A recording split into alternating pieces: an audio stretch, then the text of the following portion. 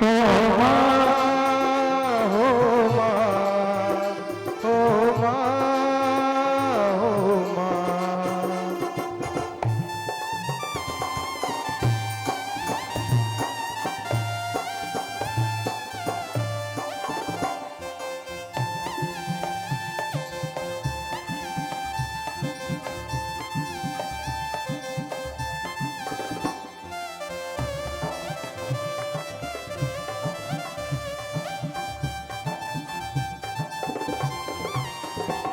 हो माँ बच्चों की जाग होती है, माँ बच्चों की जाग होती है। वो होते हैं किस्मत वाले जिनकी माँ होती है, वो होते हैं किस्मत वाले जिनकी माँ होती है। तू कितनी शीतल है, तू कितनी पावन है, तू कितनी शीतल है, तू कितनी पावन है, वो भोली भाली है।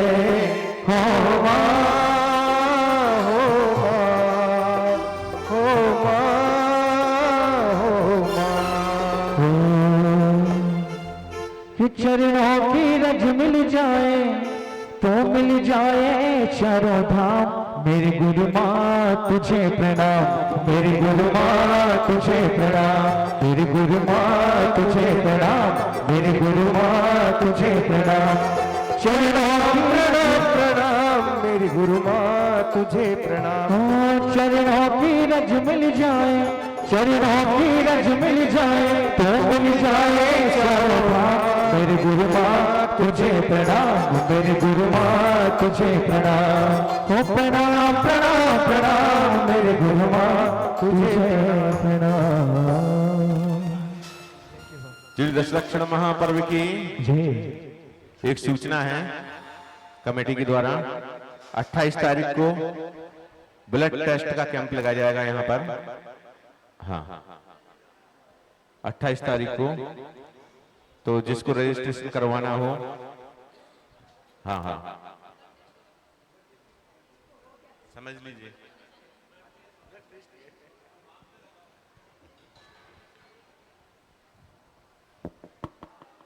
अट्ठाईस तारीख का है और रजिस्ट्रेशन जिसको कराना हो पंकज भैया से संपर्क कर सकते। कॉन्टैक्ट नंबर का दिया है, ग्रुप में मैसेज छोड़ दीजिएगा। समझिए सबसे, हम पहले बोले थे सब डेट बढ़ा दीजिएगा, देख समझ लीजिएगा, पहले बोले थे, समझ लीजिएगा।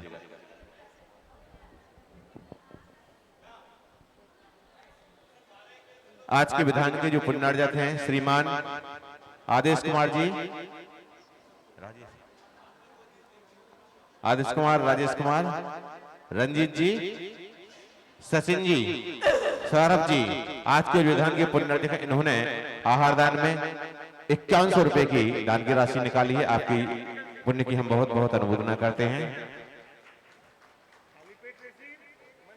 चलिए प्रवचन के लिए निवेदन करते हैं। माता जी सामने आके सुनिएगा, यहाँ चटाई लगा लीजिए, यहाँ बैठिएगा। आइए यहाँ पे सामने। उत्तम त्याग धर्म की जयकारा तो जोर से लगाओ। जुल परम पुष्मणी गण्य शास्त्री माता जी की, समस्त आरिका संघ की हम सब मिल विनती करें, हिल मिल सकल समान गुरु माए ऐसा ज्ञान दे, हृदय कमल खिले आज, हृदय कमल खिले आज। पूज्य माता जी के चरणों में वंदनमी करते हुए निवेदन है अपनी अमृतमयी वाणी से हम सभी को अनुभव कहती मैत्री कृपा करें। पूज्य माता जी, वंदनमी माता जी, वंदनमी माता जी, वंदनमी माता जी।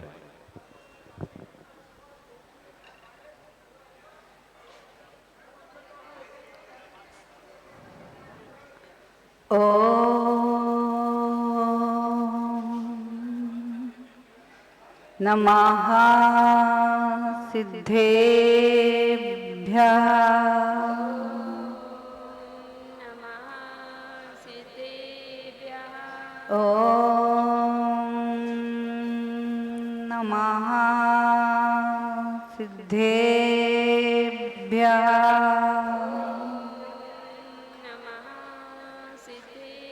ॐ नमः सिद्धेभ्यः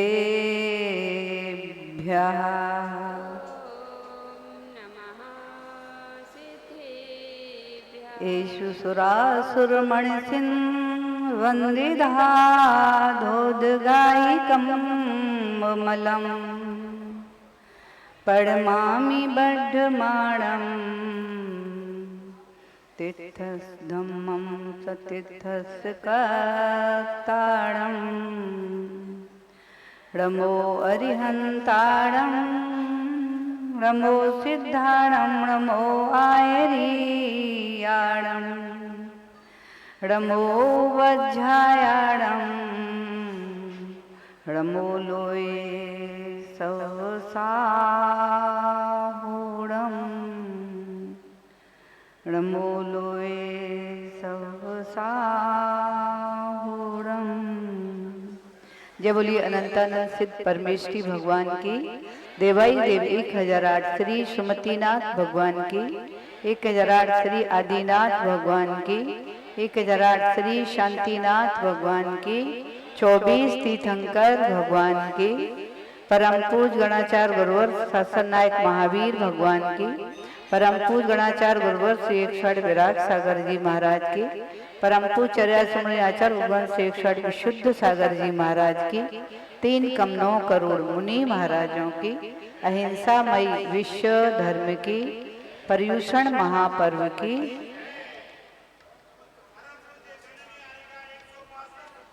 श्री विशाश्री माता जी की जय, समस्त आरिका संघ की जय।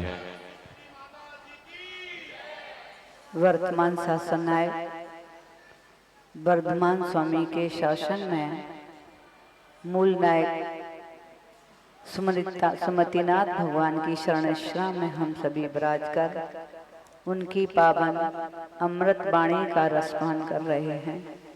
जिन वाणी जगत कल्याणी है, जन जन को आनंद और मंगल देने वाली है, ऐसी माँ जिनवाणी का जो श्रद्धा भक्ति आस्था के साथ में अपनी कर्णांजलि से पान करके और अपने हृदय आचरण में उतारता है, माँ जिनवाणी उसे 3 लोक के शिखर पर विराजमान करती है। ऐसा माँ जिनवाणी का हम सभी के ऊपर परम उपकार है। जिनवाणी के माध्यम से हम सभी ने जाना ये पर्युषण पर्व क्या है, क्यों मनाया जाता है, मनाने का उद्देश्य क्या है, ये पर्व कैसा है, कहाँ से कैसे हमको प्राप्त हुआ है, ये सारी चीजें माँ जिनवाणी के माध्यम से हमने जानी। पर्युषण पर्व के माध्यम से हमने जो 10 लक्षण है हमारी आत्मा के, एक एक लक्षण के बारे में हमने जाना और जान करके हमें अपने अंदर, क्योंकि वो लक्षण बाहर नहीं है अंदर ही है, और हमने उनको अपने अंदर प्रकट करने का पुरुषार्थ किया। कैसे? विभाव को हटा करके स्वभाव को निखारा है। क्योंकि आत्मा का जो गुण होता है, आत्मा का जो लक्षण होता है, वो आत्मा में ही होता है, कहीं बाहर से नहीं आता। ये 10 लक्षण हमारी आत्मा के हैं, वे हमारे अंदर ही हैं। एक एक लक्षण को हम निखार रहे हैं और हम ऐसा निखारने का पुरुषार्थ कर रहे हैं कि आज जो हमारा त्याग, उत्तम त्याग का लक्षण है आत्मा का। मुझे लगता है उत्तम त्याग की बात आचार्य भगवान ने कहा है, उत्तम त्याग तो बहुत श्रेष्ठ है और ऐसे उत्तम त्याग को आचरण में उतार करके वे ही 3 लोक के शिखर पर आज विराजमान है, अनंतानंद सिद्ध परमेश्वरी के रूप में। उन सभी ने उत्तम त्याग को ही आचरण में उतारा था। उत्तम त्याग का तात्पर्य है आत्मा के स्वभाव को प्राप्त करने के लिए सारे विभावों का त्याग कर देना। जितने भी विभाव हैं, इसलिए हमारे आचार्य भगवान ने कह दिया है प्रतिक्रमण के माध्यम से, अभावे में भावे में, भावे में ना भावे। ऐसा कह दिया है कि भावे में ना भावे में, जो अभी तक मैंने भावों को धारण किया है, जिन भावों को अभी तक मैंने आचरण में उतारा है, जिन भावों ने हमारी आत्मा का आज तक कल्याण नहीं कराया, ऐसे भावों को ना भावे में अब मैं नहीं भाऊंगा। अभावे में भावे में, जिन भावों को मेरी आत्मा ने अभी तक नहीं भाया, उसका ही कारण है कि अभी तक हम भगवान नहीं बन सके। ऐसे ऐसे लोगों ने भाया, पशुओं ने भाया, पक्षियों ने भाया, उन्होंने भगवत्ता को प्राप्त कर लिया। लेकिन अपने बारे में विचार करो, मैंने ऐसे भावों को अभी तक नहीं भाया। यदि भाया होता तो हम इस पंचम काल में नहीं आते। इसलिए हे प्रभु, अभावे में भावे में, जिन भावों को मैंने अभी तक नहीं भाया, ऐसे भावों को अब मैं अपने आचरण में प्रकट करूंगा। उन भावों को मैं भाऊंगा। यही भाव श्रेष्ठ उत्तम धर्म को हमारे जीवन में प्रकट करने वाले हैं। आज का पावन दिन एक नया संदेश लेकर के आया है। लोग तो एकत्रित करने में लगे हैं। मुझे लगता है हर रोज कुछ ना कुछ एकत्रित करते हो कि नहीं करते? हर रोज कुछ ना कुछ एकत्रित कर रहे हो। जब भी पर्व आता है, आज ये नई वस्तु लेके आ गए, आज ऐसा नया आभूषण लेके आ गए, नए वस्त्र लेकर के आ गए, नए गृहस्थी, नए किचन का सामान लेकर के आ गए। रोज लाते ही तो यहाँ आज आचार्य भगवान हमारे कह रहे हैं लाना नहीं है, आज तो छोड़ने का दिन है। छोड़ने का दिन का तात्पर्य त्याग करने का दिन है।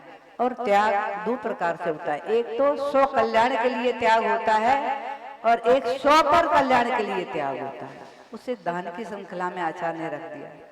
स्व के लिए जो त्याग किया जाता है, अपनी आत्मा को परमात्मा बनाने के लिए त्याग किया जाता है, अपनी आत्मा को कर्मों से हल्का करने के लिए जो त्याग किया जाता है वो तो त्याग होता है। लेकिन स्व के लिए और पर के लिए, दोनों के कल्याण के लिए जो दान किया, जो दिया जाता है वो दान कहलाता है। जब हम प्रकृति की ओर देखते हैं और अपने लौकिक जीवन में भी देखते हैं, हर कदम कदम पर त्याग नजर आता है। प्रकृति में देखो और अपने जीवन में देखो, हर कदम त्याग की ओर बढ़ा रहा है। जब आप घर से निकले, मंदिर के लिए आ रहे थे, तो घर का त्याग किया कि नहीं किया? और जब आप कदम बढ़ा रहे थे आगे, तो पहले कदम को उठाते थे, दूसरे को रखते थे। एक को उठाते थे, दूसरे को रखते थे। यानी एक कदम पीछे का त्याग करता जा रहा था, दूसरा कदम आगे बढ़ता जा रहा था। और इसके बाद में इतना ही नहीं है, प्रातः काल आप जब शुद्धि करते हो तो सबसे पहले त्याग ही करते हो। त्याग करके ही स्नान करते हो। इसलिए मुझे लगता है हमारे जीवन का हर कदम कदम त्याग पर ही डिपेंड है, और प्रकृति का भी हर कदम त्याग पर डिपेंड है। आप देख रहे हैं, अभी सूर्य उदित हुआ था प्रातः काल लगभग 5-5:15 बजे। तो आपने देखा उस सूर्य ने क्या त्याग किया? उस सूर्य ने अपनी किरणों को त्याग किया। वे किरणें सूर्य के बाहर जा रही हैं और सूर्य ने किरणों के माध्यम से हमको क्या दिया? प्रकाश दिया। प्रकाश के साथ साथ ताप दिया। दोनों चीजें सूर्य ने दी हैं। का सूर्य होता, प्रकाश नहीं देता तो अंधकार होता। साथ प्रकाश होता, रश्मियां नहीं फैलाता तो फिर सर्वनाश हो जाता। जो आज आपको मिल जाए भोजन में, सब वो सब सूर्य की ही तुम्हारे ऊपर कृपा दृष्टि है। उसने ताप दिया जिससे फल फूल अनाज सब्जी सब जो पक रहे ना, सूर्य के त्याग से ही हमको प्राप्त हो रहे। फिर उसके बाद में पक जाते, वृक्ष नहीं त्याग करता, उसी में लगे हुए फल सड़ जाते। तो आपको क्या लाभ मिलता? वृक्षों ने फलों का त्याग किया, वृक्षों ने सब्जी का त्याग किया, वृक्षों ने अनाज का त्याग किया और धरती ने जल का त्याग किया। नदियां कुंड से नया निकलती, कुंड वहीं भरा रहता है। नदियों ने निकल करके क्या किया? जल का त्याग किया। बादलों ने जल का त्याग किया। ये सब हमारे ऊपर ध्यान रखना, सारी प्रकृति के माध्यम से हमारा जीवन चल रहा है। यदि प्रकृति त्याग करना छोड़ दे तो हमारा जीवन मुश्किल हो जाएगा। जिधर देखते हैं मुझे लगता है अर्जन से विसर्जन की ओर ही प्रकृति में, लौकिक जीवन में और पारलौकिक जीवन में भी। आप जब बाजार में जाते हो शॉपिंग करने के लिए तो एक थैला भी ले जाते हो और साथ में पॉकेट में पैसे भी लेकर जाते हो। पैसे निकाल करके दान करते हो तो फल सब्जी लेकर के आते हो। बिना दान के मिला? आप चाहे प्लेन से यात्रा करो, चाहे ट्रेन से यात्रा करो, चाहे किसी से करो, उसमें पहले क्या करते हो? त्याग करते हो, फिर आपको उसमें बैठने के लिए मिलता है। इसका तात्पर्य समझ में आ गया? हर आपका कदम त्याग पर डिपेंड है। फिर क्यों घबराते हो त्याग करने से? फिर क्यों घबराते हो? त्याग नहीं करोगे अथवा दान नहीं करोगे तो क्या होगा? अपने जीवन के लिए दान कर रहे हो, त्याग कर रहे हो। भोजन करते हो तब त्यागी करते हो। जो भी सामग्री लेके आते हो पहले धन का त्याग करते हो तब वस्तु लेके आते हो। सफर करते हो तो पहले त्याग करते हो तो आगे बढ़ते हो। कभी समुद्र और नदी पार करना पड़ती है तो पहले खेवटिया को कुछ त्याग करके देते हो तब वो तुम्हें पार करता है। हर जगह हमारा, मुझे लगता है, हर कदम त्याग पर ही डिपेंड है। इसलिए हमें त्याग से घबराना नहीं चाहिए। हमारे आचार्यों ने कह दिया है त्याग ध्यान रखना श्रेष्ठ है, त्याग श्रेष्ठ है। त्याग अंतर है दोनों में, एक छोड़ा जाता है, एक छूटता है। छोड़ने में जो आनंद आता है वो छूटने में नहीं आता। छोड़ने में जैसे दोनों में कितना अंतर है? जैसे बमन करना और मल विसर्जन, दोनों में अंतर है। बमन हो जाए, बमन माने उल्टी, तो क्या आकुल व्याकुलता होती है? वो भी तो छोड़ा ही है आपने। और सुबह मल छोड़ते हो उसमें आकुल व्याकुलता नहीं होती, उसमें आपको फ्रेश लगता है, अच्छा लगता है। ऐसे ही छोड़ने में और छूटने में अंतर है।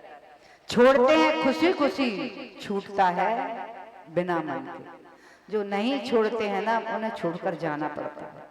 इसलिए समझदार वे हैं, विवेकी वे हैं कि जाने के पहले सब कुछ छोड़ देते हैं, यहाँ तक कि शरीर का भी त्याग कर देते हैं। ये है विवेक। जो सांस, अंतिम सांस विसर्जन करने के पहले तन का भी त्याग करते हैं। मालूम है आपको? करते नहीं। हर साधु अंतिम सांस विसर्जन होने के पहले शरीर का त्याग कर देते। और समझदार लोग भी, मुझे लगता है श्रावक समझदार होता है, उसे जब डॉक्टर कह देता है कि अब समय इनके पास नहीं है तो तुरंत सबसे पहले वो भी शरीर का त्याग करता है। जब शरीर का भी त्याग हो जाता है अब क्या बचा? लेकिन आपने शरीर का त्याग करके यदि राग द्वेष जैसे ऐसे भावों का त्याग नहीं किया, इसलिए जब किसी को संबोधन होता है ना तो उसको सबसे पहले कहते हैं शरीर का त्याग करने के पहले मोह, ममता, राग, द्वेष, ईर्ष्या, वैमनस्यता, इनका सबका त्याग करो। पापों का सबका त्याग करके जब उसको खाली कर दे, अब कहते तू अब शरीर का त्याग। तो अंतिम समय में भी त्याग ही है। यानी पूरा जीवन, जन्म से लेकर के मरण तक का जीवन त्याग पर डिपेंड है। और मुझे लगता है इतना ही नहीं, निगोद से जब आत्मा निकलता है और निर्वाण को प्राप्त करता है, त्याग करते करते ही निर्वाण को प्राप्त होता है। अगर त्याग नहीं करे तो निर्वाण नहीं होगा। अंत में ध्यान रखना, मिथ्यात्व का त्याग किया, सम्यक दर्शन को प्राप्त। फिर उसके बाद में अभृतियों का त्याग करके व्रतों को धारण किया। फिर उसके बाद में भी व्रतों में भी नियम लेकर के छोटे छोटे बड़े बड़े व्रतों को लेते सब त्याग करते करते करते जब घातिया कर्मों का भी त्याग करते तब अंतरिक्ष में पहुंच जाते हैं। सब त्याग हो गया, भूमि का ही त्याग हो गया, भूमि पर रहने वाली वस्तु का सबका त्याग हो गया। अब आत्मा अंतरिक्ष में पहुंच गया, समोषण में विराजमान हो गया। लेकिन ध्यान रखना, समोषण में भी पंडित मरण नहीं होता। तीर्थंकर का मरण, अरहंत का मरण कभी समोषण में नहीं होता। समोषण का भी त्याग करके तीर्थंकर समोषण को छोड़ करके और अलग जाते, जैसे भगवान महावीर ने समोषण का त्याग करके पावगरी समूह पर उसके जो सरोवर था उसके ऊपर विराजमान हो गए। सभी साधु को तीर्थंकर अंत में समोषण का भी त्याग करके योग निरोध पर, योगों का भी त्याग करने के लिए निरोध पर बैठ जाते हैं। अभी साथ में शरीर था ना, अब शरीर का भी त्याग करते हैं, क्योंकि शरीर भी एक योग है। मन योग है, वचन योग है और काया योग है। इन सबका त्याग करते हैं तब अरहंत भगवंत बनते, यानी अरहंत पद का भी त्याग किया। इसलिए ध्यान रखना, संसार में जितने पद प्राप्त हुए हैं, लौकिक जीवन के, पारलौकिक जीवन के, राजनैतिक जीवन के, उनको सबको त्याग करना पड़ता है। यानी पंचम काल में आचार तक पद है, तो आचार पद का भी त्याग करके ही सम्यक समाधि से मरण होता है। तब तक मरण सम्यक समाधि से नहीं होता है जब तक आचार पद का त्याग नहीं करते। गणनी पद का भी त्याग करके ही सम्यक मरण होता है। ये पारलौकिक जीवन की व्यवस्था है। और जब अरहंत होते हैं तो अरहंत पद का भी त्याग करके ही सिद्धत्व को प्राप्त होते हैं। अब समझ में आ गया होगा ना? जब हमारी सारी प्रकृति, हमारा जीवन, सब कुछ त्याग त्याग त्याग ही बता रहा है, लेकिन अपने बारे में सोचो, आप फिर भी जोड़ने में लगे, ठीक है, वो भी आवश्यक है क्योंकि घर गृहस्थी परिवार है, उसके लिए आवश्यक है। लेकिन ध्यान रखना, जो जोड़ रहे वो छूटेगा। उससे पहले अपना तुम्हारा नाम को हो, उसको श्वास निकलने के पहले त्याग कर देना, वरना बहु आरंभ परिवृत्तम नारकस्य। जो तुम्हारे नाम का होगा, चाहे भवन हो, चाहे वाहन हो, चाहे तिजोरियों में हो, चाहे बैंकों में हो, जो तुम्हारे नाम का होगा वो तुम्हारे परिग्रह में आएगा।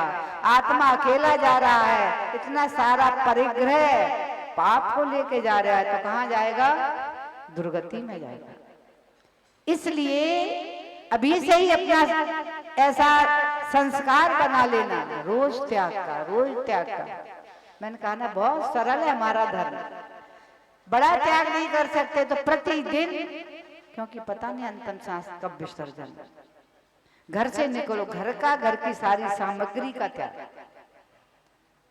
और जब रात्रि में सोने के लिए तब भी कह दो, मेरा इस घर का, परिवार का, सबका त्याग, जितना भी आराम परिग्रह पड़ा हुआ है सबका मेरा त्याग, क्योंकि मैं तो अकेला ही सोने जा रहा हूँ। शयन करते हो, अकेले ही शयन करते हो, अकेला शयन कर रहा हूँ। जिस वस्त्र पर, जिस बेड पर मैं सो रहा हूँ, उससे भी मेरा राग का त्याग। और इसके अलावा मेरे घर की सारी सामग्रियों का त्याग, हर प्रकार का त्याग, सबसे राग का त्याग, सबसे मोह का त्याग, सबसे द्वेष का त्याग, सबका त्याग करके एक का ईश्वर कर दो। उसमें कुछ खर्च हुआ क्या? कोई तकलीफ हुई क्या? नहीं हुई ना। इतना करने में आप जितनी देर सोएंगे उतनी देर आप निष्परिग्रही होकर के सो रहे है ना, निर्मोह होकर के स्वयं कर रहे। उतने समय तक जितने आश्रव होगा कर्मों का, वो सारा आश्रव कौन सा होगा? पुण्य आश्रव होगा। इसमें कोई घाटा है क्या? नहीं है ना। तो सभी लोग कर सकते हो ना। तो आज से सभी लोग नियम लेंगे ऐसा कि नहीं लेंगे? सभी लोग ऐसा नियम लगाएंगे, शयन करते समय मेरा चारों प्रकार के आहार का त्याग, पापों का त्याग, आरंभ सारंभ का त्याग, परिजनों का त्याग।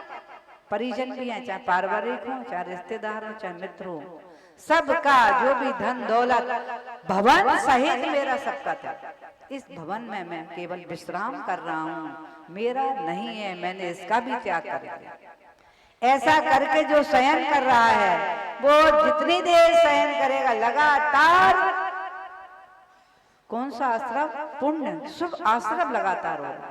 एक समय में समय प्रबद्ध कर्मों का बंद होता है और एक समय की माप मैंने आपको कई बार बताई, एक पलक झपकने में असंख्यात समय होते हैं। आपने यदि 4 घंटे 5 घंटे 6 घंटे शयन किया तो कितना सारा शुभ आश्रम किया, अशुभ की निर्जरा की। अब आपको त्याग करने में लाभ है कि हानि? हर त्याग में लाभ ही लाभ है, क्योंकि आप त्याग तो प्रतिदिन पूजन करने आते हो ना, सबसे पहले पंडित जी बोली लगाते हैं। आप जो भक्ति करने में अपना नाम लिखवाता है त्याग करता है, और जो मुझे लगता है यहाँ नाम नहीं लिखवाता वो भी त्याग करता है, क्योंकि आचार्य भगवान कुंद कुंद स्वामी ने सावय धम्मो कह दिया, डाणम पोया मुक्कम सावय धम्मो, या बिना ना सावय धम्मो, इसके बिना श्रावक धर्म होता नहीं है। तो आते हो जब घर से तो आप साथ में बहुत सारी महिला अपने बैग ले लेकर के आती, द्रव्य लेकर के आती हैं और यहाँ उसको शुद्ध करके त्याग करती हैं भगवान के चरणों में, तब आराधना करते हैं। आप सभी लोग आराधना करते समय त्याग कर रहे हैं, त्याग कर रहे हो ना, सब त्याग करते हैं, यानी प्रतिदिन। ये हमारा जिन धर्म कितना महान है कि हर दिन आपको जिनेंद्र भगवान के चरणों में ला करके और तुम्हें इतना पुण्य अर्जित कराता है कि प्रति तुम दान करके और पुण्य अर्जित करो, त्याग करके पुण्य अर्जित करो। त्याग और दान में अंतर समझ में आ गया? त्याग 100 के लिए समझ में आ गया और दान 100 पर के लिए होता है। त्याग के बारे में उत्तम त्याग का तात्पर्य भी समझ में आ गया। उत्तम त्याग तो किस 3 कम 9 करोड़ मुनि महाराज ही कर रहे हैं। ऐसे उत्तम त्याग को उन्होंने किया है कि दिगंबरत्व को धारण कर दिया, उनके तन पे एक धागा भी नहीं है, ऐसा उत्तम त्याग। और इसके बाद में विकारी भावों का त्याग कर दिया, तभी दिगंबर मुद्रा में बालक पद अपनी साधना कर रहे हैं, इसलिए वह कहलाता है उत्तम त्याग। ऐसे उत्तम त्याग का आज उत्तम त्याग धर्म का दिन है, लेकिन ये मत सोच लेना ये धर्म केवल साधुओं का ही है, साधु का भी है। आवश्यक कर्तव्य में आया है, आता है क्या आया है? देव पूजा, गुरु उपासना, स्वाध्याय, संयम, तपा, दानम चेति गृहस्थानी। गृहस्थों के लिए दान भी प्रतिदिन करना चाहिए।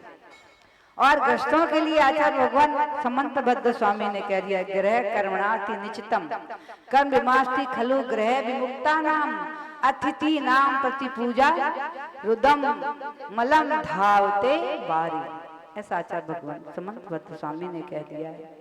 जो घर गृहस्थी में कौन रहता है? श्रावक ही तो रहता है।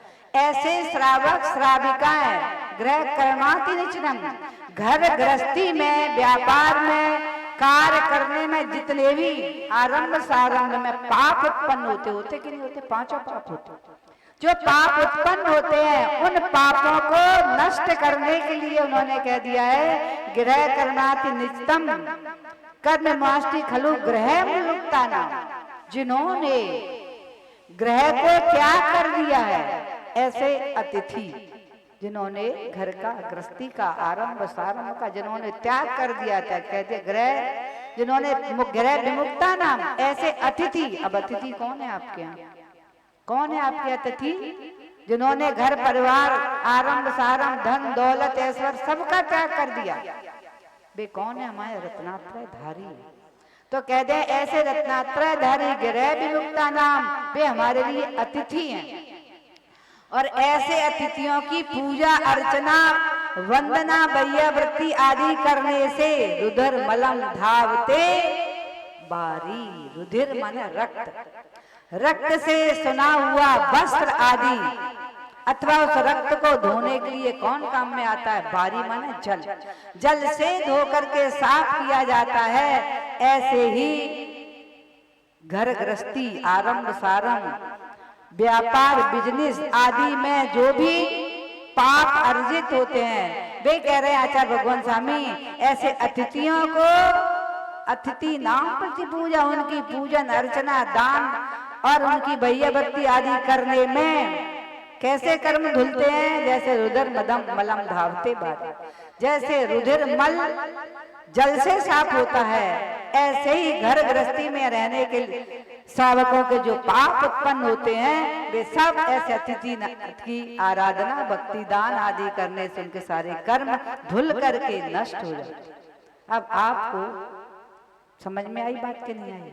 ये सब हमारे आचार्यों ने श्रावकों के लिए भी विधि बता दी है। तुम घबराना नहीं कि हम रोज पाप कर रहे हैं, क्या करूं, क्या होगा। बहुत सारे लोग मुझसे अभी एक कोई नाम ध्यान नहीं आ रहा, अपने स्थान पर संत निवास में तो बोले, माता जी आप लोग इतनी साधना करते हो तो आप लोग तो देवगति में जाओगे, हम तो नरक में ही जाएंगे। हमने कहा क्यों भैया, क्यों नरक में जाओगे आप? नरक का कहना सरल नहीं है। जिस नरक की भूमि का सुई की नोक के बराबर भी यहाँ मिट्टी आ जाए ना तो 1.5 कोस 1.5 कोस का तात्पर्य 1 कोस में 3 किलोमीटर होता है। तो ऐसे 5-5.5 किलोमीटर की दूरी तक के लोग मरण को प्राप्त हो जाते। ऐसी नरक की भूमि है, आप सहजता से कह दे तो मैं तो नरक में जाऊंगा। कितना कठिन है उस नरक में जाना। इतने पाप करने वाला नरक में जाता है, लेकिन श्रावक जो अपने आवश्यक कर्तव्य कर रहा है वो क्यों नरक में जाएगा? इसलिए आपको ये कभी चिंतन नहीं करना चाहिए, मैं तो ऐसे आवश्यक कर्तव्य अपने कर रहा हूँ, ऐसा दान कर रहा हूँ, ऐसा त्याग कर रहा हूँ, मैं क्यों नरक में जाऊंगा? ऐसा श्रावक नरक में नहीं जाता, देवगति को प्राप्त होता। इसलिए कभी कभी लोग ऐसा कह जाते हैं, लेकिन गहराई से सोचो हम क्या कह रहे हैं। नरक में कौन जाता है? जो हिंसा का रात दिन हिंसा में लगा हुआ है, रात दिन पापों में लगा हुआ है, धर्म की तो और ध्यान ही नहीं है, दृष्टि ही नहीं है। ऐसे लोग और कृष्ण लेशा में जीते हैं, ऐसे लोग नरकों में जाते हैं। तीव्र विरोधी बैरी कृष्ण लेशा में जी रहे हैं, ऐसे लोग नरकों में जाते हैं। तुम्हारे जैसे परमात्मा का भक्त पीत लेशा वाला देवगति का आश्रय बंद करता है। इसलिए ध्यान रखना, अपने मुख से ऐसा शुभ शब्द कभी भी नहीं निकालना, कैसा भी संकट आ जाए तो भी नहीं निकालना। नरक का तो आज त्याग का देना, त्याग कर देना। मेरा नरक का त्रयंच गति का त्याग, क्योंकि मनुष्य गति का इसलिए नहीं कर सकते क्योंकि मनुष्य गति से ही मोक्ष जाएंगे, इसलिए मनुष्य गति का त्याग। लेकिन सभी लोग त्रयंच गति और नरक गति का सभी त्याग कर दो। मैं नहीं जाऊंगा भगवान, आज उत्तम त्याग का दिन है। मैं सबसे पहले नरक गति का त्याग करता हूँ, सबसे पहले मैं त्रयंच गति का त्याग करता हूँ। अब त्याग के साथ में ध्यान रखना है जीवन कैसा जी। सबने त्याग कर दिया ना और जीवन जी रहे हो, बस ऐसे ही तो जीवन जीना है। और आज आचार्य भगवान ने कह दिया त्याग करना है, तो जो आवश्यकता से अधिक जोड़ करके रखना है ना, उसको दान में लगाओ। अभी आप पंडित जी बोले आज का त्याग का दिन है, तो त्याग हमारे दान के लिए भी हमारे आचार्य भगवान ने 7 स्थान बता दी। जिन बिंब जिनागारम, जिन यात्रा महोत्सवा, और जिन तीर्थ, जिन आगमम, जिन आयतनानी महो सप्तधा। ये 7 स्थान आचार्य भगवान ने आपके ही लिए बताए हैं कि आप ऐसी ऐसी जगह दान करो। कौन सा पहला स्थान बताया है? जिन बिंब, यहाँ पर बड़े बड़े बिंब आने वाले, मालूम है आपको? मणियों के भी बिंब आ सकते हैं, और एक तो भगवान नहीं, यहाँ 24 और त्रिकाल 24 भी आ सकती है। आप लोगों की भावना होगी तो 24 भी हो सकती है, और आप लोगों की और भावना होगी तो त्रिकाल 24। जिन बिंब आप चाहेंगे तो एक एक बिंब एक एक श्रावक विराजमान कर सकता है, बड़े बड़े विशाल विशाल। तो पहला दान कह दिया जिन बिंब को विराजमान करवाना। जिनागारम, और यहाँ पर जनागार यानी मंदिर भी बनवा। कितना आपको पुण्य का अवसर प्राप्त, ये स्वर्णिम अवसर है कि आपके तेघरिया में जिनागार, जिन मंदिर भी बनने वाला। इसलिए आचार्य भगवान ने पहला दान कह दिया जिन बिंब के लिए। दूसरा दान 100 कार छोड़ करके अपने ऐशो आराम में कमी कर लेना, अपने परिग्रह जोड़ने में कमी कर लेना। अब हमारे यहाँ मंदिर बनना है, हम इतनी साड़ियाँ कम खरीदेंगे, हम इतना सोना अपने लिए कम खरीदेंगे, हम होटलों में खर्च नहीं करेंगे जब तक मंदिर नहीं बन जाए, जब तक यहाँ जैन भगवान विराजमान नहीं हो जाए। इसमें कोई परेशानी आएगी, 2-3 वर्ष में तो मंदिर बनना ही है। अभी 23 चल रहा है, 24, 25 और 26 में मुझे लगता है यहाँ पंचकल्याण हो सकता है, आपका पुण्योदय में आएगा। तो आप लगातार ऐसी भावना सुमतिनाथ भगवान के चरणों में भाते रहना, हे प्रभु आपका जनागार हम तन से, मन से और धन से, तीनों योगों से हम आपका जनागार बनवाएं। और आपकी आप अभी लघु मूर्ति के रूप में यहाँ विराजमान है भगवान। मैं आपकी विशाल काय वाली मूर्ति इस जनागार में विराजमान करूंगा। ऐसा आपके चरणों में हम प्रार्थना कर रहे हैं भगवान। ऐसा मेरा भाव, ऐसा मुझे धन, ऐसा मेरा मन विशाल हो जाए और मैं ऐसे कार्य करके ही रहूंगा। ऐसा संकल्प यदि आपने कर लिया तो आपको दिन दूना रात चौगुना मिलेगा। आप करके तो देखो कि मैं यहाँ जिनबिंब में विराजमान कराऊंगा ही, अपने आप आपके पास वो धन आएगा कि हाँ आप जिनबिंब विराजमान। मैं इतना धन मंदिर में लगाऊंगा ही, श्रेष्ठ विशाल उत्तम शिखर वाला मैं यहाँ मंदिर का निर्माण कराऊंगा। आप ऐसी भावना भाएंगे मैं मंदिर में इतना खर्च करूंगा। अभी एक श्रावक ने, आपको पता है मेरठ वालों ने, उनको तो यहाँ से राग भी नहीं था, वो तो केवल आपके मेहमान आए थे, लेकिन उनको पता चला यहाँ जनागार बनने वाला है, तुरंत उनकी भावना हो गई मैं उस जनागार के लिए इतना धन दूंगा। ये भावना श्रेष्ठ मंगल भावना, और ऐसी भावनाओं से ही जनागार और बड़े बड़े जिनबिंब विराजमान होते हैं, क्योंकि ये त्याग, आपका त्याग होता है उसी से तो बनते हैं। चाहे क्षेत्र बन रहे हो, चाहे मंदिर बन रहे हो, चाहे तीर्थ यात्रा हो रही हो, चाहे जीर्णोद्धार हो रहे हो, चाहे मंदिरों में आप देख रहे हैं चैत्यालय बना है छोटा सा, और मुझे लगता है चैत्यालय जब बन रहा होगा तभी लोगों ने भाव बना लिए होंगे मैं चैत्यालय यहाँ बनवाऊंगा, मैं यहाँ श्री जी को विराजमान करूंगा, मैं यहाँ अष्टद्रव्य मंगल द्रव्य विराजमान करूंगा। भावना भाई थी कि नहीं? तभी तो भगवान का विराजमान होते ही सारी सामग्री विराजमान है जिन आयतन यानी भगवान के मंदिर में आप पहले से भावना बना लेना कि मेरा मंदिर इतना बड़ा बनेगा, यहाँ शिखर भी चढ़ेगा, यहाँ छत्र भी चढ़ेगा, यहाँ भावमंडल भी लगेगा, यहाँ चमर भी लगेंगे, यहाँ पूजन के बर्तन भी आएंगे, यहाँ बहुत सारी पूजन की सामग्री और बहुत सारी व्यवस्थाएं टेबल आदि की होंगी। आप अभी से नाम लिखा लेना, नहीं तो फिर पछताओ। बहुत सारे लोग कहते हैं मैंने भाव थे विराजमान मूर्ति क्रांति यहाँ हो ही गई, मेरे भाव थे मैं अष्टमंगल दान दूंगा, वो पहले से ही हो गए। क्योंकि पुण्यात्मा का पुण्य कमाने का भाव निरंतर बनता रहता है। कब मुझे अवसर मिले मैं पुण्य को कमाऊं, ये दानी का भाव। तो दानवीर लोग होते हैं ना, त्यागी लोग होते हैं, वो यही सोचते रहते हैं। जो दानी नहीं होते हैं और जो जोड़ना चाहते हैं वो ये सोचते रहते हैं मैं कौन सा व्यापार करूं, बहुत सारा धन कमाऊं। लेकिन जो दानी होते हैं वो कह रहे हैं मैं कौन सा व्यापार करूं जिससे मैं सुंदर जनागार बनवाऊं, मैं बड़े बड़ी मूर्तियों को मैं यहाँ विराजमान कराऊं, सुंदर सुंदर स्वर्णमयी कलशों को यहाँ भगवान का अभिषेक करूं। ऐसी भावना किसकी होती है? आप लोगों की हो रही कि नहीं हो रही? ऐसी भावना बाना तो आपके पास उस निमित्त से आएगा। और ऐसी भावना कर लेना है जैसे मुझे आज इतना लाभ हो रहा है इससे ज्यादा होना शुरू हुआ, मैं यहाँ सुमितनाथ के जनालय में दान करूंगा, आज त्याग करूंगा। आज त्याग के दिन ऐसी भावना भा लेना, ध्यान रखना, और वो दान करने का भाव भी गुप्त रखना, क्योंकि दान भी जो छुपा करके देता है ना वो अक्षयकारी दान होता है। छपा करके प्रशंसा के लिए अगर कोई करता है वो अलग, अब आप दान करेंगे तो यहाँ की कमेटी होगी वो सम्मान करेगी, और करना भी चाहिए, ये व्यवहार है, करना भी चाहिए, ये व्यवहार है। इससे लोगों के भाव होते हैं।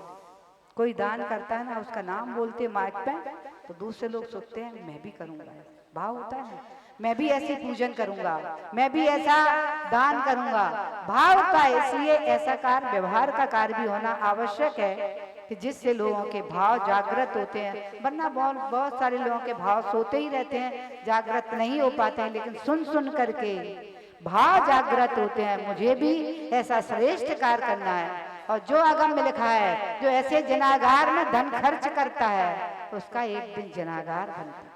जो मूर्ति में दान देता है, नियम से कहता है मूर्ति बनवाता, नियम से निर्वाण मोक्षगामी जीव होता है। और इसके बाद जो मंदिर में जनागम विराजमान करता है, जनागम प्रकाशित कराता है, जिन आयतनानी, जो मंदिर में बहुत सारे सामग्री विशेषताएं जो आप देख रहे हैं, छत्र चमड़ भामंडल, चौकियां, तोरण द्वार, बंधन द्वार, और बहुत सारी सामग्री, मंगल द्रव्य, 8 प्रातः ऐसे रूप मंदिर में जो विराजमान करते, क्योंकि यहाँ जब श्री जी होंगे विराजमान इतने सारे, तो इतने सारे भामंडल भी होंगे, उतने ही छत्र होंगे, उतने ही चमर होंगे, उतने ही सारी व्यवस्थाएं, उतने ही बर्तन होंगे, उतने ही टेबल होंगे, उतनी सारी मंदिर में व्यवस्था होंगी। अगर आपने अभी से नहीं मन बना पाया, लोग नाम लिखवा जाएंगे कमेटी में, मेरी तरफ से ये, मेरी तरफ से ये। आप सोचोगे मैं जब कार्यक्रम होगा तब नाम लिखवाऊं, तब तक पता चलेगा ये सब बुकिंग हो गई। होता है, क्योंकि अभी आपने देखे चैत्यालय में भगवान विराजमान पहले से होने से बुकिंग हो गई। तो यहाँ पर रोज बुकिंग चल रही है, भक्ति की भी बुकिंग चल रही है, और आप देख रहे सामग्री की भी बुकिंग चल रही है, दान करने वाले द्रव्य की बुकिंग कराए जाते हैं। मेरी तरफ से पूजन, ये सब क्या है? यही तो दान है, यही तो त्याग है, यही भावना तुम्हें श्रेष्ठ बनाने वाली है। और ये त्याग पर हमारा जीवन, लौकिक जीवन और पारलौकिक जीवन भी निगोद का त्याग करके स्थावर को प्राप्त किया। मेरे आत्मा ने स्थावर को त्याग करके त्रस को प्राप्त किया। त्रस प्राप्त करने के बाद भी 2 इंद्री का त्याग करके 3 इंद्री का त्याग करा, 4 इंद्री का त्याग करा, 5 इंद्री संगी प्राप्त हुए। फिर मैंने तिरंच गति का त्याग किया, मनुष्य गति प्राप्त अब कर दिया ना, और नरक गति का त्याग कर दिया। अब कितनी गति रह गई आपके पास? मनुष्य हैं और देव। अब हम ऐसे कार्य करें कि मेरी लेस्या पीत से पद्म तो हो जाए, शुक्ल भी हो जाए, लेकिन नीचे वाली लेस्या को मैं धारण नहीं करूं। कृष्ण नील और कापोत का भी त्याग कर देना कि मैं इन अशुभ लेस्या में नहीं जीऊंगा। मैं हर पल हर क्षण अपनी पीत लेस्या मैं खुश रहूंगा, आनंद में रहूंगा, किसी की निंदा ना सुनूंगा ना करूंगा। ऐसे पाप नहीं करूंगा जो आवश्यक घर गृहस्थी में होते हैं, उनका भी प्रतिदिन मैं प्रायश्चित करूंगा। नियम लेकर के करते ना, इतने पाप होते मैं इतनी माला रोज करूंगा। श्रावक को इसलिए 5 माला नमोकार मंत्र की रोज करना चाहिए, क्योंकि ये सारे कार्य नहीं करते हुए ही पाप होते हैं। इसलिए आचार्य भगवान ने आगम में लिख दिया है कि श्रावक को नमोकार मंत्र की 5 माला अपने पाप को क्षय करने के लिए, और फिर उसके साथ साथ जो बताया देव साथ गुरु का कि आराधना भक्ति भैया भक्ति से सारे पाप कर्म आपके क्षय को प्राप्त होते जाएंगे। तो आप पवित्र ही होते जाएंगे, रोज पवित्र हो रहे हैं, रोज आप पाप भी हो रहा है, धुल भी रहा है, हो रहा है, धुल भी रहा है। तो जब समय अंत में आएगा तो पाप धीरे धीरे सारे समाप्त हो जाएंगे, पुण्य हमारे पास रस रहेगा। वह पुण्य इस पर्याय में हमें नियम से सम्यक समाधि से ही हमारा मरण कराएगा। और इसके बाद में त्रियंच गति का त्याग है, नरक गति का त्याग है, और निगोद भी त्रियंची है। तो फिर कहाँ जाओगे? फिर देव गति को ही प्राप्त। इसलिए समझ में आएगा, उत्तम त्याग का समझ में आएगा। कितने दान करोगे, कितने स्थानों पर? जिन बिंब जिनागारम, जिन यात्रा, जिनेंद्र भगवान तीर्थों की वंदना यात्रा करने वाले साधु करते हैं, उन साधुओं की आप यात्रा कराते हैं, वह भी आपके लिए अतिशय पुण्य देने वाली। इसलिए आगम में आचार्य ने लिखा, जिन यात्रा महोत्सव, ये महोत्सव चल रहा है, और आपके यहाँ भी महोत्सव होने वाला है।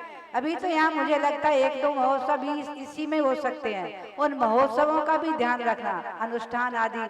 अभी भक्तांबर जी अनुष्ठान चल रहा था, महोत्सव, इसके बाद पर्युषण पर्व महोत्सव आ गया, इसके बाद कौन सा महोत्सव होने वाला है अभी हो सकता है आपको नहीं मालूम हो, हमको भी नहीं मालूम हो, और आपके पुण्य से कोई महोत्सव होने लगे।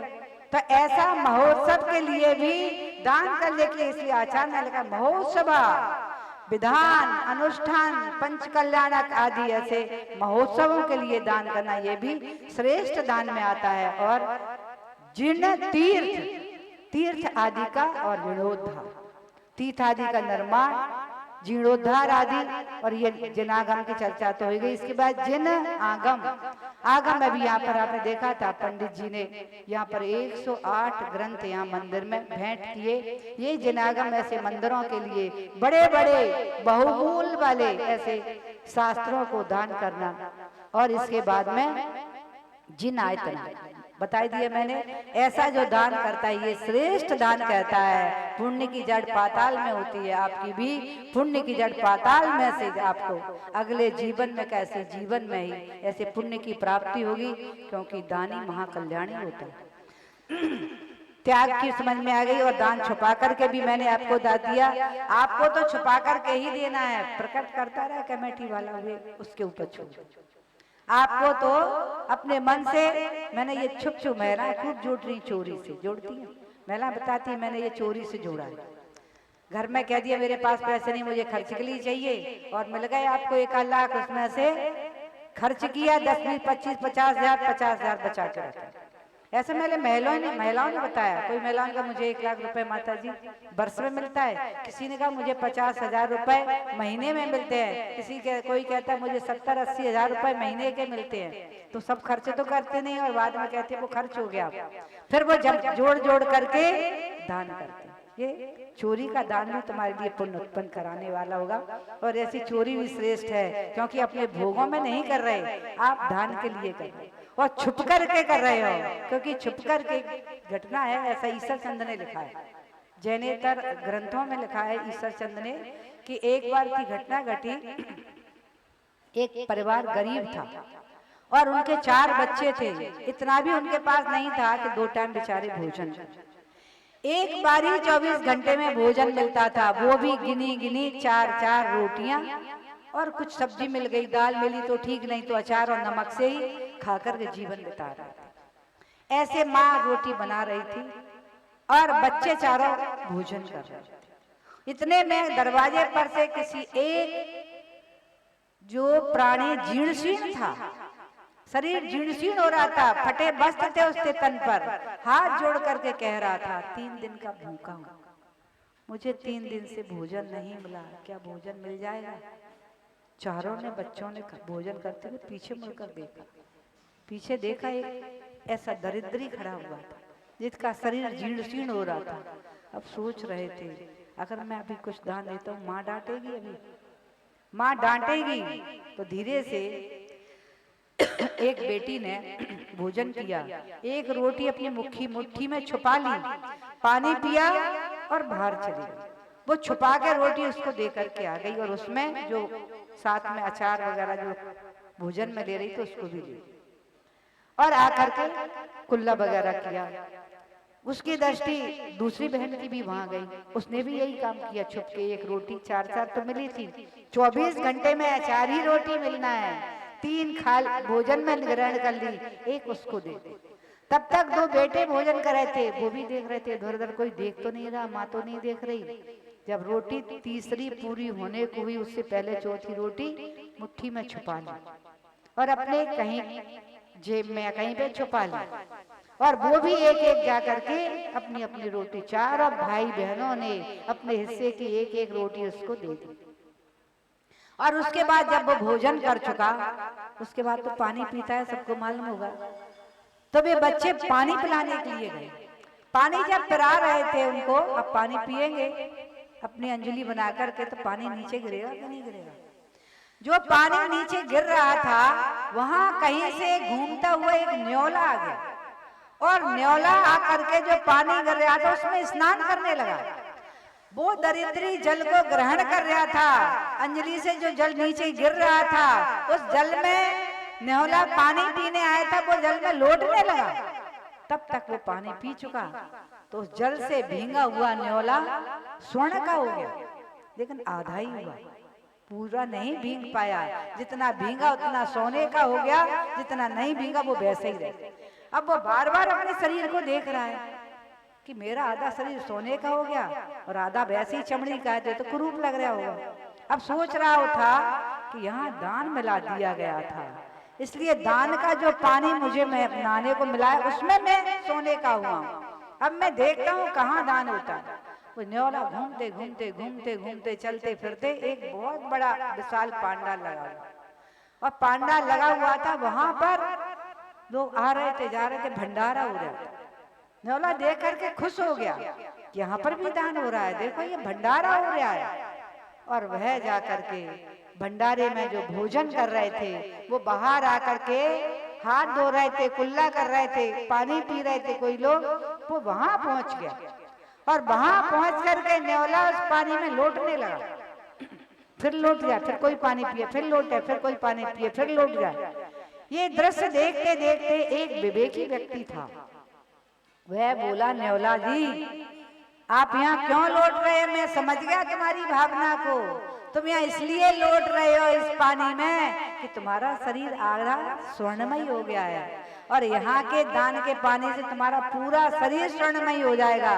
ध्यान रखना न्योला, तुम्हारा यहाँ शरीर सोने का नहीं होगा, क्योंकि यहाँ जो भंडारा हो जाए पूजा ख्याति के लिए हो रहा है। देखा आपने कितने बैनर लगे हुए, कितने बैनर लगे हुए हैं, मेरी तरफ से ये भंडारा, मेरी तरफ से इसमें ये व्यवस्था, मेरी इतना सारा ख्याति पूजा के लिए ये भंडारा हो रहा है, इसलिए तू सोने का यहाँ नहीं होगा।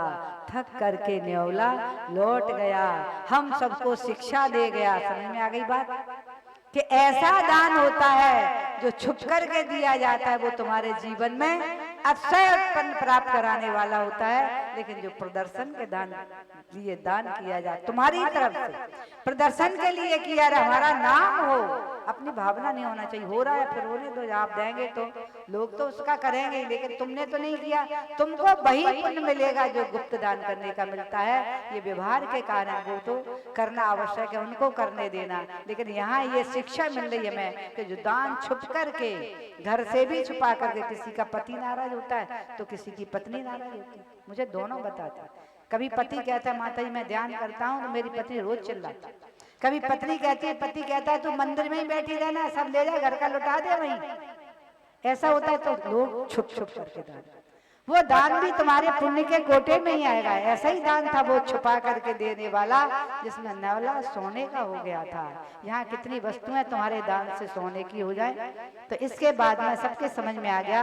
आगे हमारे आचार्य भगवान ने कह दिया है कि दान देने वाला भी, और दान कैसा होता है, तो आचार्य भगवान उमा स्वामी ने कह दिया स्वस्वाति सर्गो दानम विधि द्रव्य दात्री पात्र विशेष तद विशेष।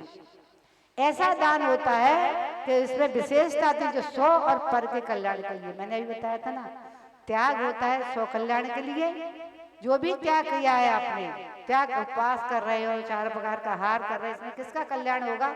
आपका होगा।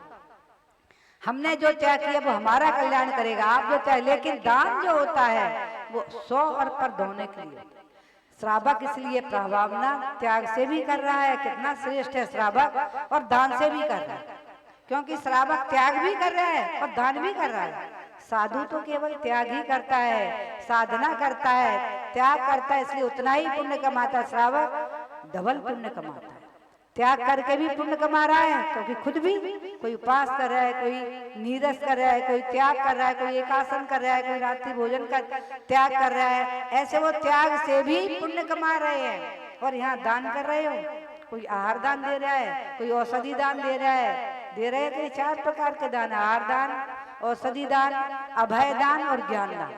ऐसा दान भी जो दे रहा है वह श्रावक दोनों हाथों में लड्डू है, इधर से भी पुण्य कमा रहा है और उधर से भी पुण्य।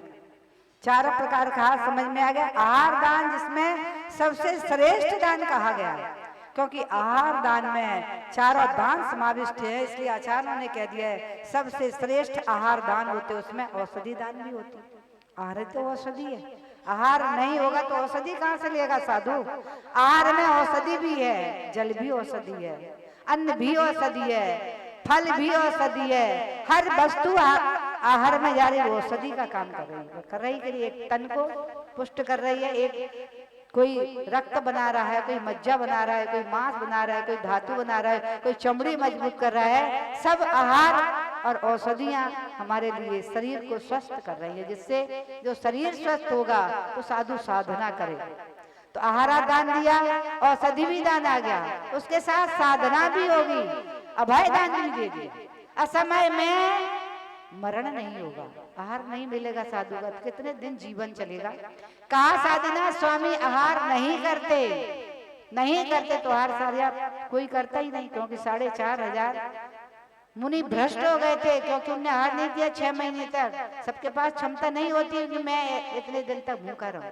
होती है, कोई व्रत कर रहे हैं, अपन उद्यान कर, आपके पास क्षमता नहीं है कि मैं एक भी व्रत कर पाऊं, इसलिए आप अनुमोदना कर रहे हैं कि मुझे भी प्रभु ऐसी शक्ति मिले, अगला वर्ष आए तो मैं भी उपवास करूं। ऐसी भाव होते ना इस वर्ष में एक उपवास करके देखूंगा कैसे लगता है, कोई सोचता है मैं बेला करके देखूंगा कैसा लगता है, कोई कहता है मैं तेला करके, त्याग करेगा कि नहीं, वो भी देख देख करके भी साधना होती है। तो ऐसी साधना आपने जो आहार करा रहे हैं वो औषधि भी, औषधि दान भी हो रहा है, आहार औषधि अभय, अभय दान भी दे रहे हैं कि आहार से शरीर स्वस्थ होगा तो उससे मतलब अधिक जीवन तक साधु साधना, तो आपने अभय दान भी दिया। और इसके बाद में ज्ञान दान, ज्ञान दान मतलब ज्ञान के उपकरण देना ही ज्ञान दान है। शास्त्र भेंट किया, पुस्तक भेंट की, और भी जितने ज्ञान के उपकरण हैं, चौकी भेंट कर रहे, पलासना भेंट कर रहे, ये सब ज्ञान के उपकरणों में आएगा, ज्ञान दान के साथ है। कोई पुस्तक प्रकाशन करा रहे हैं, मंदिर को दान कर रहे हैं, साधुओं को दान कर रहे हैं, श्रावकों को दान कर रहे हैं, ये सब इसमें ही आता है। तो इस प्रकार से अभय दान में, आहार दान में आपने सुना होगा, सबसे पहले आहार दान किसने दिया, वो कैसे यहाँ दान आहार दान की श्रृंखला चली, तो सबसे पहले दान श्रेयांस राजा ने, राजकुमार ने दिया। कैसे दिया, उनको किसने शिक्षा दी, क्योंकि भगवान तो बोले ही नहीं थे, तीर्थंकर आदिनाथ स्वामी बोले ही थे, मौन ही थे वो तो, और दीक्षा लेकर के मौन हो गए थे। उनने जैसे ही देखा आते हुए मुद्रिका लेकर के जाति स्मरण हो गई कि पिछले जन्म में श्रेयांस कौन थे मालूम है, श्रीमती थी, और आदिनाथ बज्रजंग थे। तो बज्रजंग श्रीमती ने जो जंगल में रिद्धिधारी मुनियों को आहार दिया था, आहार दान दिया था, उसके प्रताप से वे दोनों भोग भूमि में चले, मरण करके भोग भूमि प्राप्त हुई। उसके बाद देवगति को प्राप्त किया, इसके बाद में मनुष्य गति को प्राप्त करके वे तीर्थंकर बने। और वो किसका जीव, बज्रजंग का जीव आदिनाथ बने तीर्थंकर, और जो उनका जीव था श्रीमती का वे श्रेयांस बन गए। उनको वो ध्यान में आया कि मैंने कभी आहार दान दिया था, ऐसे वो स्मरण में आया, और आहार दान की श्रृंखला वहीं से प्रारंभ हुई। इसलिए आहार देने वाला भी श्रेष्ठ है और आहार लेने वाला भी श्रेष्ठ है। काश आदिनाथ स्वामी आहार नहीं लेते तो आज चर्या कैसे चल रही होती। सब तो यही सोचते आहार लिया ही नहीं जाता है, बस साधु बना जाता है, साधना करो, हार नहीं लिया जाता, क्योंकि हमारे प्रथम तीर्थेश ने हार लिया ही नहीं था, तो उन्हें भी श्रेष्ठ कार्य किया। और दान देकर के श्रेयांस ने भी, राजा श्रेयांस ने दान की श्रृंखला की ध्वजा आज तक लहरा रही है। उसी का ही कारण है कि आज आपको पिछीधारी साधु साध्वी नजर आ रहे हैं। ये उनके दान देने और दान लेने का ही प्रभाव था कि उन्होंने ऐसा पुण्य बरसाया उसको प्राप्त करके सबके लिए, कि आज पुण्य प्राप्त करने के लिए साधु भी बन रहे हैं, श्रावक भी बन रहे हैं, वे दान ले रहे हैं, ये दान दे रहे हैं, ये दान दे करके रत्नात्रय दे रहे हैं, इसलिए सब कुछ दे रहे। इसलिए आचार्यों ने श्रेष्ठ दान दिया। अभय दान के कई सारी, और औषधि दान के बारे में भी श्री कृष्ण ने औषधि दान दिया, तीर्थंकर प्रति का बंद किया। और अभय दान के बारे में आप लोग तो भारी व्यवस्थाएं देते ही हो, ये भी अभय दान है। आप साधुओं के लिए रुकने की, बसत का विहार करने की व्यवस्था, सारी व्यवस्थाएं आदि देते हो। ये अभय दान के लिए रात्रि की उसकी रास्ते की सुरक्षाएं देते हो। इसके बाद में जब आगम में आया है कि एक दुर्गंधा नाम की एक लड़की, वो थी, लड़की का हो या बहन का, कोई भी, जो जंगल में एक झोपड़ी में रह रहे, वो दुर्गंधा एक धीमर की लड़की थी, पुत्री, और वो जन्म से ही दुर्गंध थी, दुर्गंध वाली थी, और उसके दुर्गंध से सारा गांव परेशान था। इस कारण से धीमर ने उसके लिए घर में नहीं रख पाया गांव वालों के कारण, और उसको बाहर जंगल में एक नदी के किनारे पर, जहां जल की भी व्यवस्था थी, और वहां उसके लिए एक झोपड़ी बना।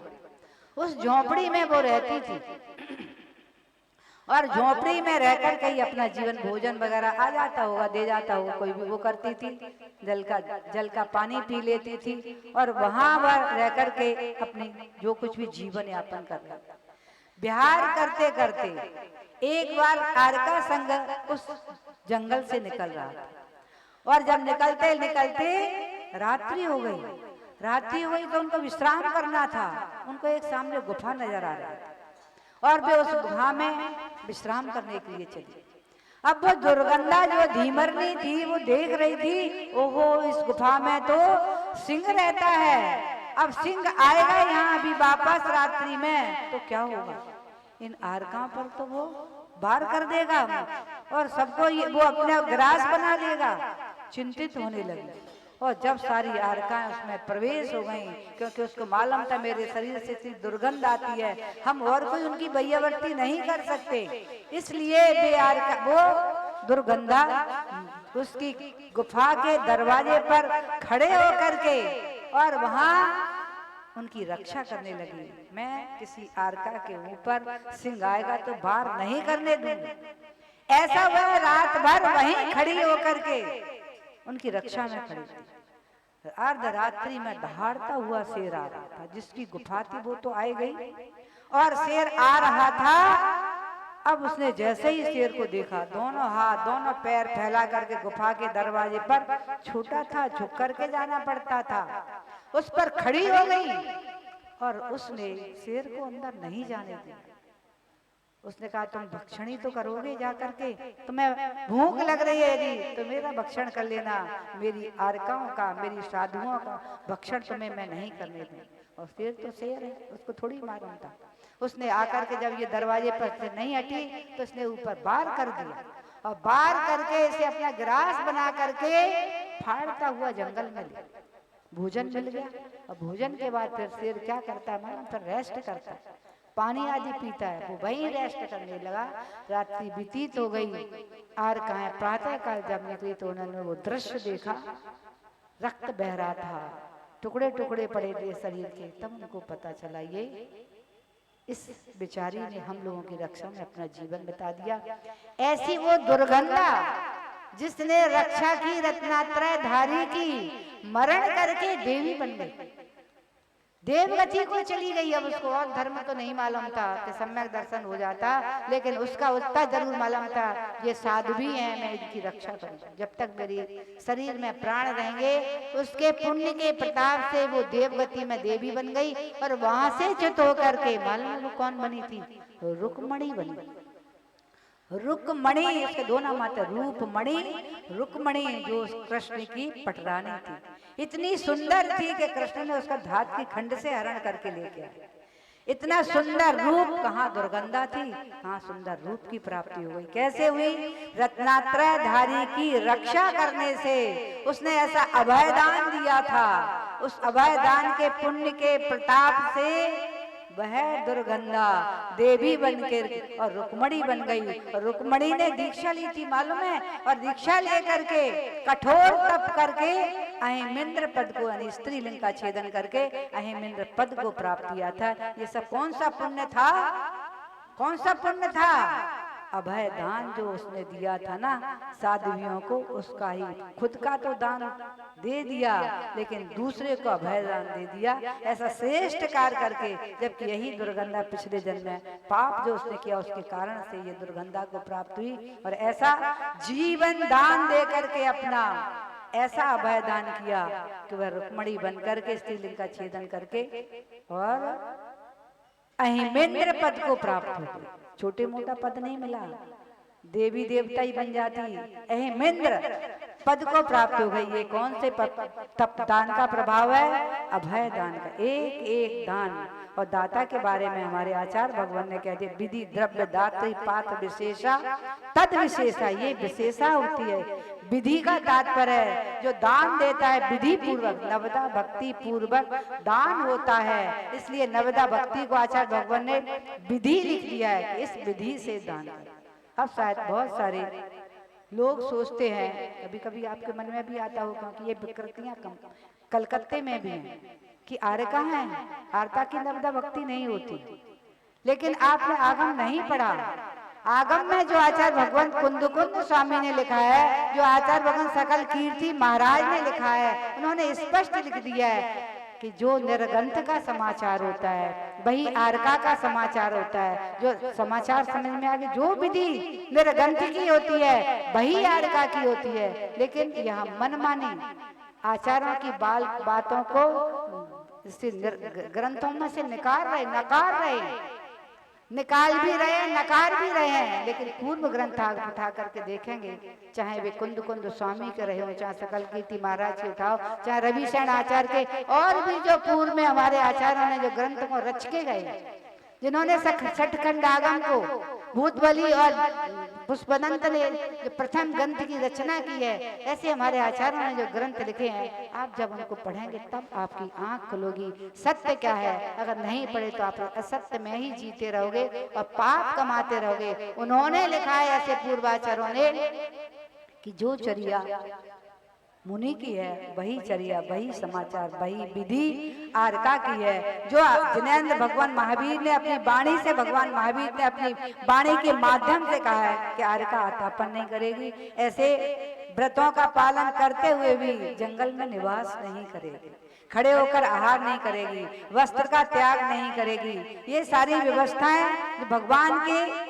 तीर्थंकर भगवान के वाणी में की है, वही हमारे आचार्य ने लिपिबद्ध की है। वही चर्या आज भी चतुर्थ काल में भी जो चर्या थी आरका की, आज भी वही चर्या है। लेकिन ये बेमनसता है, कुछ लोग मन माने जो होते हैं ना, स्वयं की जो हमने कहा वही सत्य है, ऐसी मनवाणी निज वाणी के माध्यम से उन्होंने जो विकृति फैलाई है, वो विकृति के ग्रस्त, उसमें ग्रसित होकर के भोले वाले श्रावक भी वही कार्य करके और पाप करवाए।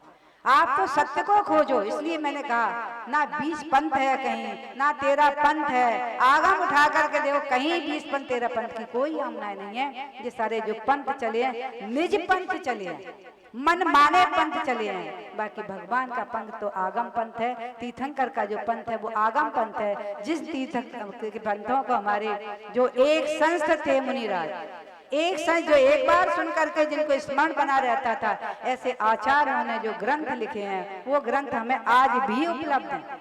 जो पुष्पदंत भूतबली ने लिखे वो आज भी उपलब्ध हैं। उनके ग्रंथों के माध्यम से जो आज रचनाएं हो रही वे हमें आज भी उपलब्ध हैं। ये विकृतियां, ये राग द्वेष फैला कैसे, ये निज वाणी के माध्यम से फैला है। लेकिन भोले भाले श्रावक को अपने आप को समझ लेना, पहचान लेना, ऐसे ग्रंथों को उठा करके अपनी आंखों को खोल लेना, बल्कि वरना ऐसे लड़ाई के और मिथ्यात्व के साथ में आप यदि चले गए तो कहाँ जाओगे। इसलिए झगड़े लड़ाई करते करते, क्योंकि मुझे बहुत जगह से सूचनाएं मिलती रहती। कलकत्ता के लोग तो मैंने नहीं देखा, इतने दिन कलकत्ते में रहते रहते सबकी विनय मैंने देखी है। यहाँ तो हर श्रावक लगता है समझदार है, विवेकी है और सम्यक दृष्टि है। यहाँ की जो लोग हैं, मैंने अन्य जगह से बहुत सारी सूचनाएं मिलती है, अभी धुलियान के साइड से बहुत सारी ऐसी सूचनाएं मिली। तो मुझे लगता है कि ऐसे श्रावकों को आंख खोलना चाहिए और समझदार तुम जैसे श्रावकों को भी, ऐसे श्रावकों को ऐसे पुराने आचार प्रणीत आर्ष मार्गी ग्रंथों को पढ़ा करके और समझाना चाहिए कि चर्या पढ़ो, सत्य क्या है, उस सत्य को जानो, सत्य को आचरण में उतारो और बाकी असत्य को त्याग कर दो। मनमाने निज वाणियों का त्याग कर दो। ऐसा त्याग करके अपने जीवन को पवित्र और पावन बनाओ, जो हमारे जीवन को पवित्र और पावन बना करके ऊंचाइयों की ओर ले जाने वाला होगा। इससे शायद विधि बताइए यहाँ आचार्य। इसके बाद विधि दात्री, दात्री यानी देने वाला, अब पात्र लेने वाला, दात पात्र विशेषा तद विशेषा कह दिया आचार्य भगवान उमा स्वामी कि जो दाता होता है उसके पास विधि भी होना चाहिए, पात्र का भी उसे देखना चाहिए। पात्र उत्तम भी होते हैं, मध्यम भी होते हैं, जघन्य भी होते हैं, इसके अलावा भी कुपात्र भी होते हैं, अपात्र भी होते हैं। तो उनके लिए आचार्य भगवान करे पहचान के विवेक के साथ में विधि द्रव्य दात पात्र विशेषा तद विशेषा कह दिया है। विधि समझ में आ गई, अब दात्री की भी विशेषताएं कह दी है कि दाता कैसा होना चाहिए। तो उन्होंने कही दाता की विशेषताएं होती हैं, श्रद्धावान होना चाहिए, विवेकवान होना चाहिए, दाता के पास श्रद्धा होना चाहिए। जिसको दान दे रहा है अथवा जिसको हर चर्या करा रहा है उसके प्रति उसकी श्रद्धा है कि नहीं, उसके गुणों में उसका अनुराग है कि नहीं, ये है श्रद्धा। और श्रद्धा के बाद में उन्होंने कह दी भक्ति, उनके प्रति उसकी आराधना भक्ति है कि नहीं, क्योंकि फल 100% प्राप्त कर। जब दान दे रहे तो फल भी 100%। अब भक्ति है कि नहीं उसके प्रति आपकी, अगर उसके आपके अंदर से भक्ति है तो आपको 100% फल मिले विधि।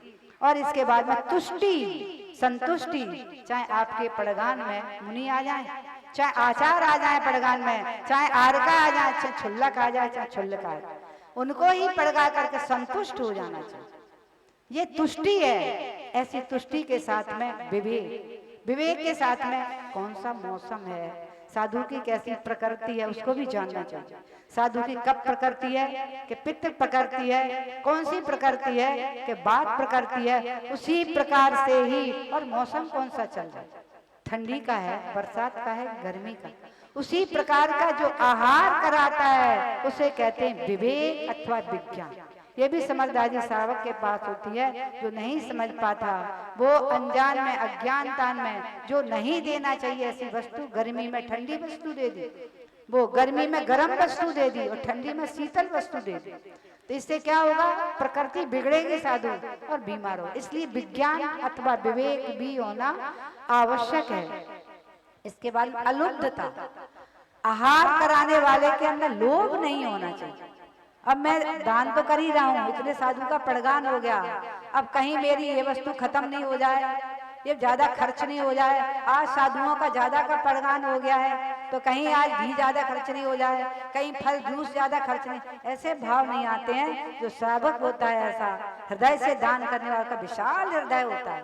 इसलिए आचार्य ने अलुब्धता कह दिया है, दान करने वाला लोभी नहीं होता है। इसके बाद क्षमा, कैसी भी प्रकृति वाला साधु आ गया, उसकी प्रकृति को देखते हुए कुछ तकलीफ भी हो रही है। राजा उद्यान ने, मालूम है आपको, दान किया था, पड़गान किया था और उन महाराज को हार करते करते ही उल्टियां होने लगी। क्षमा क्षमा, अपने मन में जो मुझसे कोई गलती हो गई, ऐसा नहीं सोचा ये मुनिराज ने चौका गंदा कर दिया, ये कर दिया, क्षमा। ऐसा क्षमा भाव भी रहता है और संतुष्टि भी रहती है। ये विशेषताएं उनके अंदर रहती हैं।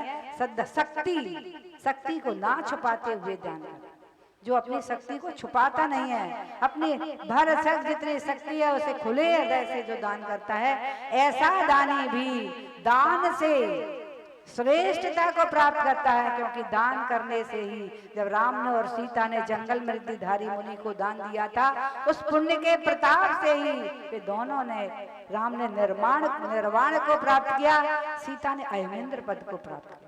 उधर उन्होंने श्रीमती और वज्रजंग ने भी, दोनों ने, एक ने तीर्थंकर पद को प्राप्त किया तो एक ने गणधर पद को प्राप्त किया। दोनों एक साथ ही मोक्ष को गए। गणधर श्रीमती का जीव गणधर बना और वज्रजंग तीर्थंकर आदिनाथ स्वामी बना। और जब श्रीमती और वज्रजंग आहार दे रहे थे जंगल में, तो मालूम है अनुमोदना करने वालों को, अनुमोदना कौन कर सकता है, जिनके पास आहार देने की क्षमता नहीं होती है, जो बेचारे चौका नहीं लगा पाते, जिनका चौका दूर नहीं लगा पा रहे, तो वो अनुमोदना ही करते और आहार नहीं दे पा रहे, अस्वस्थ हैं, कोई तकलीफ है शरीर में तो नहीं दे पा रहे, तो वे भावना भावते। सभी नहीं जो दे सकते वे भी भागना बहाने लगे, उनको भी ऐसा पुण्य मिल रहा है, ऐसा नहीं मिलेगा। तो जब बजरंग और वो वज्रजंग और श्रीमती के जीव जंगल में आहार दे रहे थे, तो 4 पशु अनुमोदना कर रहे थे। वहां एक सिंह खड़ा हुआ था और एक न्योला था, एक बंदर था और एक सुअर था। अच्छा ध्यान रखना, सुअर दिख जाए तो अंतराय नहीं है, नहीं कभी आप सोचो महाराज आहार कर रहे और सुअर निकला तो आप भगाने लगे, मान गए। सुअर भी वहां खड़ा था और ये चारों जानवर खड़े हुए आहार देख रहे थे और देखते रहते मन में मन नाच रहा था उनका, प्रसन्न हो रहे थे और भावना भा रहे थे, हे प्रभु इनका आहार निरंतराय हो जाए, इनका आहार निरंतराय हो जाए, ऐसी भावना भा रहे थे। उस भावना से ध्यान रखना, वे वज्रजंग तीर्थंकर आदिनाथ बने और वे श्रीमती का जीव राजा श्रेयांश बने, जिन्होंने जाति स्मरण से आहार कराया, और सिंह का जीव चक्रवर्ती भरतेश बना, यानी तीर्थंकर का पुत्र बना। और उसके बाद में सुअर का जीव बाहुबली बना, कामदेव। और उसके बाद में जो 2 न्योला और बंदर बचे थे, सेनापति बने। और प्रथम मोक्षगामी आदिनाथ स्वामी का पुत्र प्रथम गणधर जो उनका बना। ऐसे वे जीव एक साथ जो आहार कर रहे थे, जो आहार दे रहे थे और अनुमोदना जो कर रहे थे। अब विचार करो, आहार करने वाले, आहार देने वाले, अनुमोदना करने वालों ने कितना पुण्य किया, वे सब एक साथ मोक्ष को चले। लेकिन ध्यान रखना, अनुमोदना किसने की थी, जो आहार नहीं दे सकते थे। असक्त अनुष्ठान था उनके लिए, योग्यता नहीं थी आहार देने की, इसलिए वो अनुमोदना कर रहे थे। आप सोचो माता जी ने बताया तो हम भी अनुमोदना कर लें आहार देख करके, हमको भी वैसा पुण्य मिलेगा। तो शायद सभी के समझ में आ गया होगा कहाँ हमें ध्यान करना है, कब हमें त्याग करना है। इस विवेक को जागृत के और दात्रा के जो आपने सारे समझ लिए, ये 7 विशेषताएं दात्रा की। पात्र विशेषा, पात्र का भी उत्तम, मध्यम, जघन। उत्तम महाव्रती, मध्यम देशव्रती और जघन्य सम्यक दृष्टि, ये 3 पात्र उत्तम मध्यम जघन्य होते हैं। इनका भी फल निराला होता है। रिद्धिधारी मुनि, तीर्थंकर को आहार कराने से 1000 रिद्धिधारी मुनि को आहार कराने का पुण्य मिलता है, और रिद्धिधारी को आहार कराने से 1000 आचार को आहार कराने का पुण्य मिलता है, और आहार आचार के आहार कराने से 1000 मुनि को आहार कराने का पुण्य मिलता है, और मुनि को आहार कराने से 1000 देश व्रती को आहार का पुण्य मिलता है, अथवा आरका के आहार कराने से 1000 श्रावकों को आहार कराने का पुण्य मिलता है। और ऐसे सम्यक दृष्टि श्रावक को भी आहार कराने से, मिथ्या दृष्टियों को 1000 लोगों को दान आदि, आहार आदि, भोजन आदि कराने का पुण्य प्राप्त होता है। इस प्रकार से उत्तम, मध्यम, जघन। इसके अलावा और भी पात्र होते हैं। एक को पात्र होता है जिसको दान देने से पाप की प्राप्ति होती है। ऐसा कह दिया है कि जो ऐसा दान देता है कुभोग भूमि में जाकर के जन्म लेता है। अब कुभोग भूमि में कौन जाना चाहेगा?